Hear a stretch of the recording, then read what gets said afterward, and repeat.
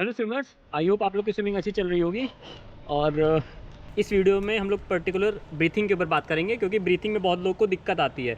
कैसे दिक्कत आती है कि इन्हेल तो उनको पता होता है कि इन्हेल मुंह से करना है, एक्सेलिंग में दिक्कत आती है, क्योंकि एक्सेलिंग में बहुत लोग कहते हैं नोज़ से एक्सेल करना है, बहुत लोग कहते हैं मुँह से एक्सेल करना है, बहुत लोग कहते हैं नहीं दोनों से एक्सेल करो। तो देखिए, मैं जो बताता हूँ हमेशा यही बताता हूँ कि आप लोग मुँह से इन्हेल करो, नोज़ से एक्सेल करो।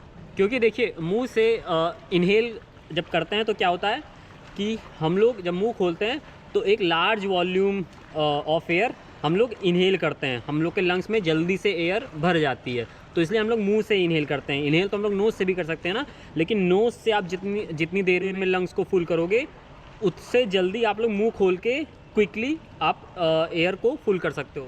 अब एक्सेलिंग में क्या होता है, एक्सेलिंग में अगर आप लोग मुँह से एक्सेल करोगे तो क्या होगा कि जितनी एयर आपके लंग्स में है वो बहुत ही क्विकली निकल जाएगी बाहर, और जब क्विकली निकल जाएगी तो फिर जाहिर सी बात है आपको फिर से हेड को उठाना पड़ेगा या फिर रोटेट करना पड़ेगा हेड को, और फिर इन्हेल करना पड़ेगा। तो उससे क्या होगा कि बार बार आपका हेड डिस्टर्ब होगा, आपकी बॉडी पोजीशन डिस्टर्ब होगी, उससे क्या होगा आपका स्विमिंग डिस्टर्ब हो जाएगा।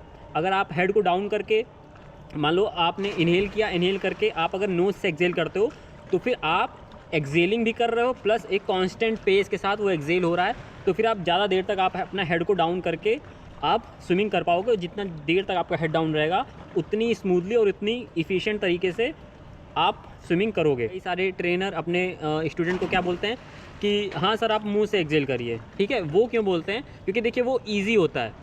ईजी क्यों होता है? क्योंकि जाहिर सी बात है कि वो जो लर्नर सीख रहा है उसको भी बहुत ईजी लगेगा कि हाँ यार मुंह से एक्सेल कर रहे हैं तो ठीक है। लेकिन गड़बड़ वहीं पे है। देखिए, आप अगर आप ज़ीरो से शुरू कर रहे हैं स्विमिंग, आप एक लर्नर हो, तो फिर आप अपना फाउंडेशन अच्छा कर रहे हो। अगर आप अपने फाउंडेशन में ही गलत तरीके से अपना फाउंडेशन तैयार कर लोगे तो आगे जाके आपको स्विमिंग करने में दिक्कत होगी।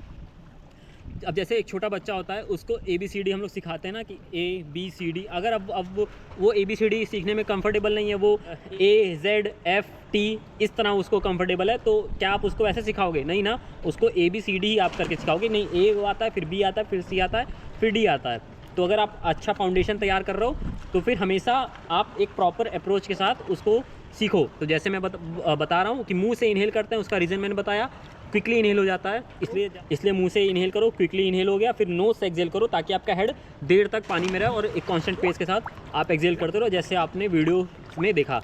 तो आप कहीं भी स्विमिंग सीख रहे हो तो आप इसी पैटर्न को फॉलो करो, क्योंकि ये एक अच्छा पैटर्न है। और आप नोज़ के साथ हल्का हल्का मुँह से एक्सेल कर सकते हो, लेकिन जो बेस्ट ऑप्शन होता है वो यही होता है कि मुँह से इन्हेल और नोज़ से एक्सेल। तो आई होप कि ये वीडियो आपको इन्फॉर्मेटिव लगी होगी। इन्फॉर्मेटिव लगी है तो प्लीज़ इस वीडियो को लाइक करिएगा, चैनल को सब्सक्राइब करिएगा, एंड कोई भी प्रॉब्लम आ रही हो तो उसको कमेंट करिएगा। मैं कोशिश करूँगा कि जल्दी से जल्दी आपको वीडियो प्रोवाइड कर सकूँ। मिलते हैं नेक्स्ट वीडियो में। Thank you, bye and happy swimming.